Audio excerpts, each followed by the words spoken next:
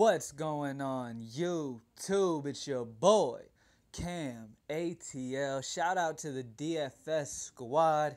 Everybody take a second, drop down below and like the video because I already know you're gonna love it. Subscribe to the channel if you haven't already. So real quick, it's looking like both of my subscribed lineups will clear 130. As long as my pitchers do what they're supposed to do. I have both my pitchers going right now. Not sure how they end up, but if they do what they're supposed to do, both lineups will clear 130. I am going to easily win every single one of my head-to-heads. All the guys I played against. I have one guy who's at like 110. I'm already ahead of him. One guy who's at 90. The rest of my guys that I'm facing actually are in the 90s. So I'm going to end up profiting over $80 tonight. It's not looking like I'm going to place unless my pitchers do amazing. It doesn't look like I'm going to place too far into the tournaments, obviously. I might barely just get my money back in tournaments because it was a high-scoring night, man. It was crazy. The scoring was ridiculous. But I did win all my head-to-heads. It ended up profiting me $80 just off head-to-heads. Okay, and that's if I don't place in tournaments. So make sure y'all play head-to-heads. They're very beneficial, man. I'm telling you. I've been telling you guys this for a long time. All right, one thing you definitely don't want to do as well are play those winner-take-all games. Those $20 entry winner-take-all games because it is very, very hard to get in the money in those, guys. All right, regardless, I mean, in some of these contests, guys, you really got to put up like over 160 to make money in winner-take-all type tournaments, in winner-take-all contests. So it's just, it really, DFS, succeeding in DFS has a lot to do with playing the right contests. I have made a video before in the past about best contests to join and stuff like that. So if you're curious about that, look through my videos and find the one where I was talking about contests. I feel like a lot of you guys are playing the wrong contests. It is easy to make money on DFS as long as you are consistent. Okay, I consistently score about 125 plus every single night, at least in one lineup. Okay, at least in one lineup, I will get over 125 every single night. There are very rare occasions where I will get under that. But other than that, I mean, I normally do. Out of the last 5 days, 4 of the last 5 days, I have profited on Draftkings. 4 of the last 5. And I believe all 4 of the last 5, I have had a lineup clear 130. All right, so as well as today, I'll have both of my lineups clear 130 is what it's looking like as of right now. So it all matters on playing the right contests, okay? Because 130, I already know because I have my lineups in tournaments as well. And it looks like in tournaments, the cash line's like 140, 145 just to place, okay? In my head-to-heads, I'm literally blowing them out by 20 plus, some of them. Okay, I played a total of 7 head-to-heads tonight. And I am going to win every single one of them. And all I'm scoring is probably about a 130 to 135 is probably what I'm going to end with. As of right now, like I said, my games are still going. My pitchers are still going. So if my pitchers do well, I'll be good. I mean, hey, there is the potential of one of my pitchers screwing up and getting negatives, or both of my pitchers screwing up and getting negatives, and then, hey, I won't cash in tournaments, but guess what? I'll still cash in head-to-head, so make sure you guys throw some money into head-to-head contests, all right? Because, yes, you will get rare occasions where the person you're playing against scores like 180, okay? You will get those occasions, okay? But if you play 10 head-to-heads and you score over 130, you will win at least 8 of the 10 head-to-heads, guys. All right? At least. Okay? And like I said, I average about 130 plus in MLB. Okay?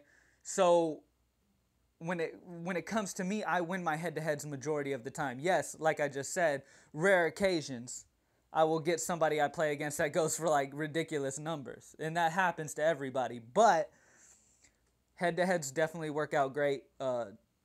Single entry double ups are great. Single entry tourneys, of course, as well. Tonight was a very high scoring night, though. So, all right, guys. let's get straight into the NBA lineup for the day, and then we will touch on the MLB.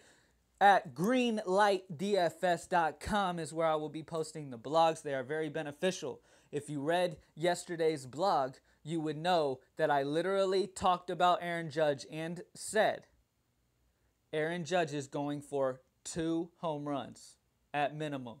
And what did he do? He went for 2 home runs. I said in there, he's had a few down games. He will bounce back and hit 2 home runs. And what did he do? Definitely check out the blog, guys. The daily blog on greenlightdfs.com. Every morning I go on and I post the new blog. So if you check it and it's not there, just check a little bit later and it will be there. It'll for sure be there by at least 11 o'clock at the latest. Okay?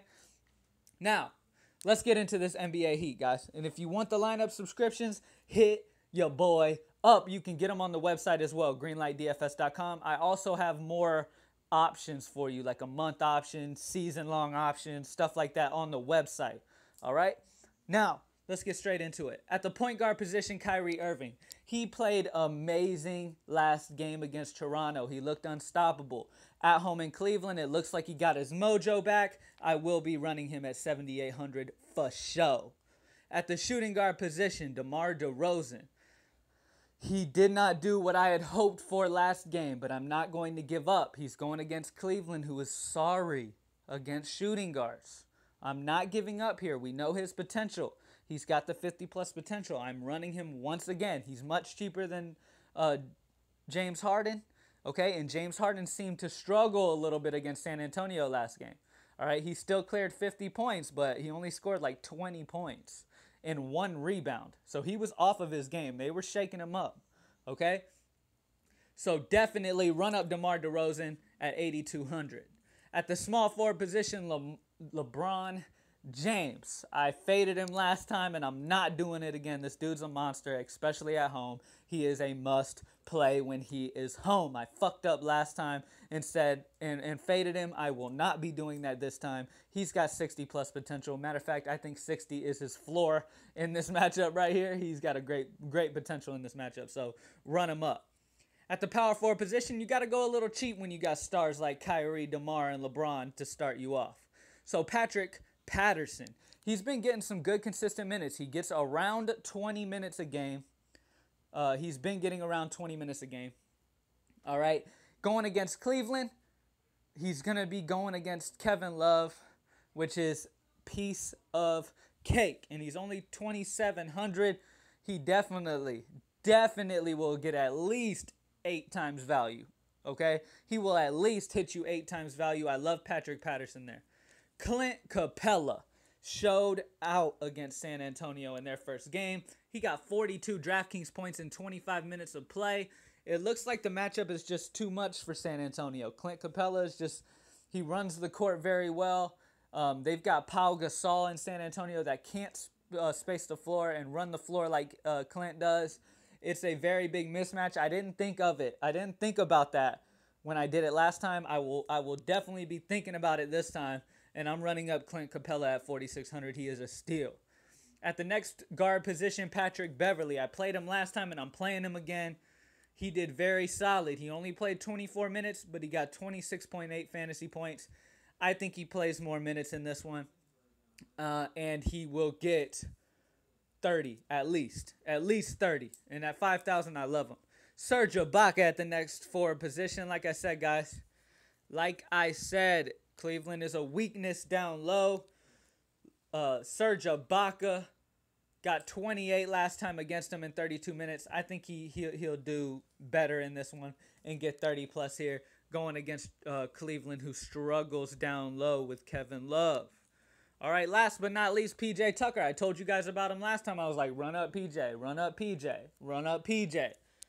Everybody who did most likely profited because he did amazing at only 3,100. He got 10 times value last game. He's 3,300 here. He will probably get just under 10 times value once again with this awesome matchup here. Run up PJ Tucker at 3,300. And that's it, guys. Kyrie Irving, DeMar DeRozan, LeBron James, Patrick Patterson, Clint Capella, Patrick Beverley, Serge Ibaka, and PJ Tucker. Now, I will tell you guys, looking at this lineup, looks much more like a cash lineup than a tournament lineup. Okay, so play this lineup in some cash games. All right, play some head-to-heads with it and get you some fucking money, guys. All right, now let's get straight into MLB because I bring the fire just like always. Make sure you check greenlightdfs.com and check out the blog that I will be posting up on the website, guys, because everybody who read the blog yesterday, if they listened to me, they played Aaron Judge and they did well. All right, now let's get straight into MLB.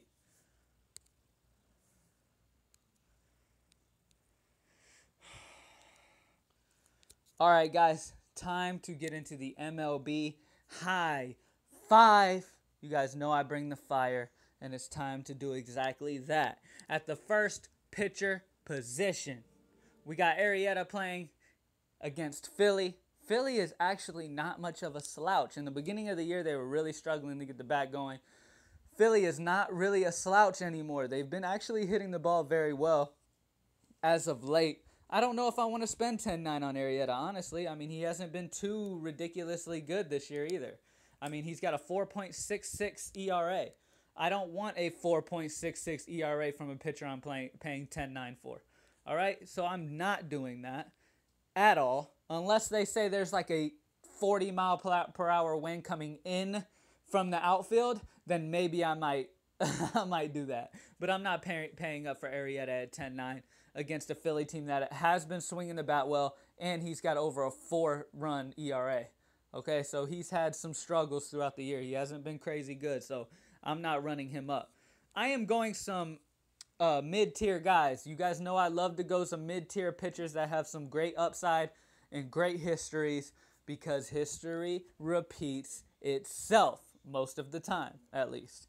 All right, my first pitcher I am running with is Hector Santiago going against Oakland. Oakland struggles big time. You see what Santana did. I had Santana in the high five yesterday.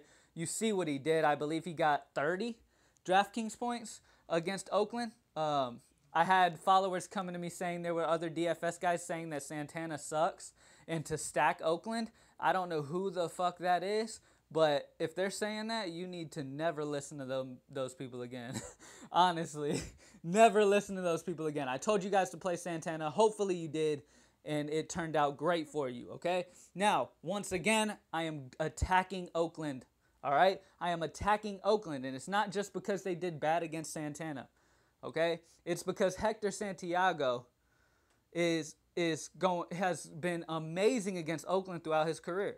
All right, Oakland is only hitting a combined .125 average versus him. You know how low that is? That's ridiculously low.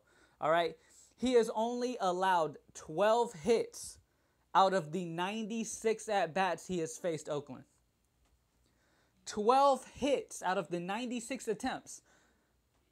That means Oakland, listen guys, Oakland has only hit the ball 12 times out of the 96 attempts. That is ridiculous type of numbers. Hector Santiago is a huge steal at 7,500. Don't worry about the little O next to his name. He was out last time. He was supposed to make the start for a personal reason, but he is back and he will be starting here, so don't worry about that. At 7,500, run up Hector Santiago. He's going to destroy Oakland like he's done through his whole entire career. All right?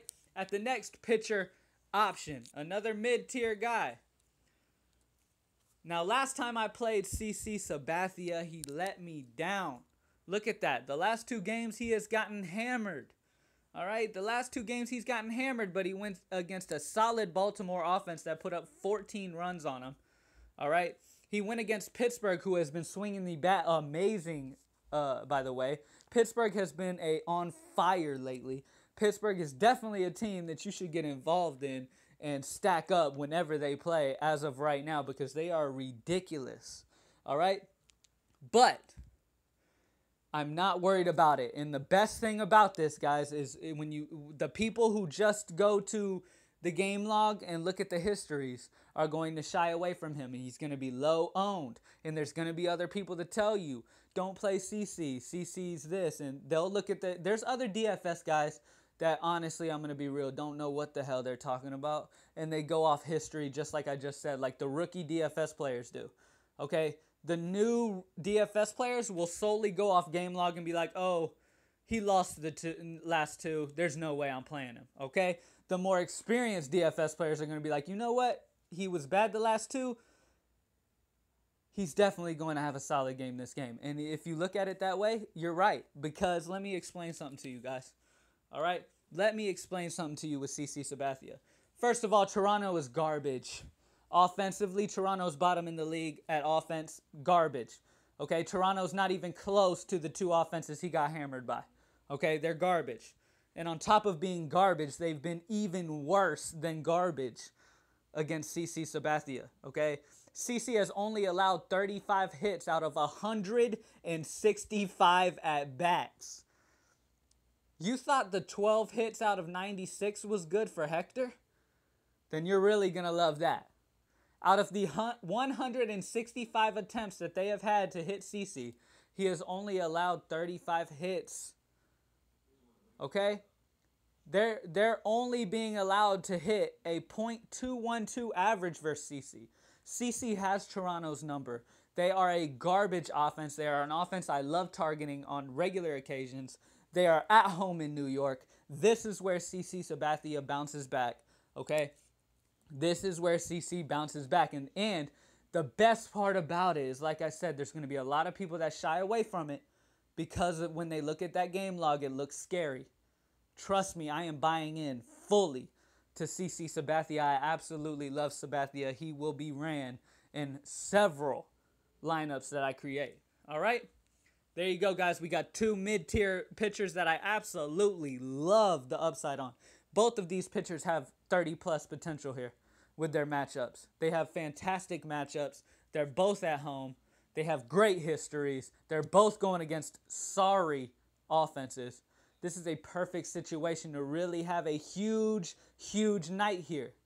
All right? Because both of these guys I feel are going to be low-owned as well. Hector Santiago, that name doesn't stick out. When you got guys like Arrieta and Stroman and guys like that pitching, you're going to have a lot of people just all of us automatically attracting to them. And Hector Santiago isn't much of an attractive name. He's not a huge name that you all of a sudden are like, oh yeah, I love him. No. Okay, so I'm expecting low ownership for both of these guys, but high point totals. I love both of these guys. All right, let's get straight into the high five batters. Starting off in the outfield, Mookie Betts. I absolutely love Mookie Betts. Going against Kevin Guzman, he has gone 10 of 23 for 3 home runs and a .435 average. 23 at-bats is not a small sample size. He has got 10 hits out of those 23 attempts, 3 home runs, and a .435 average. Mookie Betts is going to go crazy here. Crazy here. All right, Hanley Ramirez also has been good too, so a little stack with Boston does not seem like a bad idea here. All right, next up, another outfielder that I absolutely love. I got to type his name in because he's a little money saver. Nick Markakis. Nick Markakis at 3,500. He has done amazing against DeGrom. This is somebody that people think DeGrom, they think, oh, I shouldn't play the batters.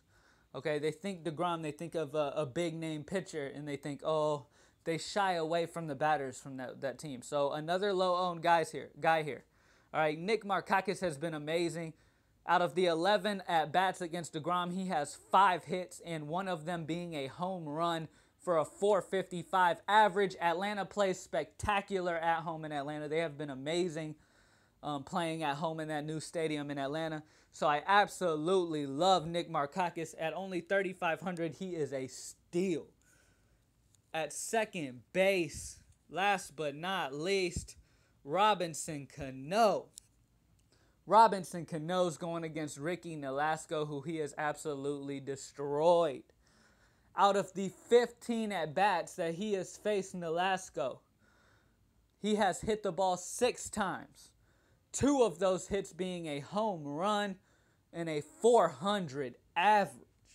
He has absolutely destroyed Nolasco. He is going to be in several lineups of mine. He is at home in Seattle, as well as both these other batters. Every one of our high five are at home. Let's hope they put on for their city, which I think they will, man. I'm absolutely loving those guys for sure. Now, you guys know what time it is. Time for the batter's box. Take out a pencil, a pen, a piece of paper, and write these names down. All of these names that I mentioned have great histories against the pitchers they have faced. So definitely run these guys up in your lineups, all right? Here we go. Alex Gordon. Avisel Garcia. I know I probably screwed his name up. Mike Moustakas. Chase Utley. Nelson Cruz. Robinson Cano. Jose Iglesias, who is a cheap option here, guys. He is way too cheap to have such a great history against Carrasco. All right, he has a great history against Carrasco, guys. So run up Iglesias as a money saver. Alex Avila. Hanley Ramirez, like I said, guys. He has gotten 3 hits out of the 13 at-bats, which doesn't sound great until you hear that 2 of those 3 hits were home runs. I love Hanley Ramirez stacked with him. Paul Goldschmidt, Justin Smoke, Nick Markakis, obviously, Curtis Granderson, Daniel Nava, Carlos Gomez, Lorenzo Cain, Eric Hosmer, Randall Grichuk from St. Louis. I'm not sure if I'm saying his fucking name right. Danny Valencia and Josh Reddick.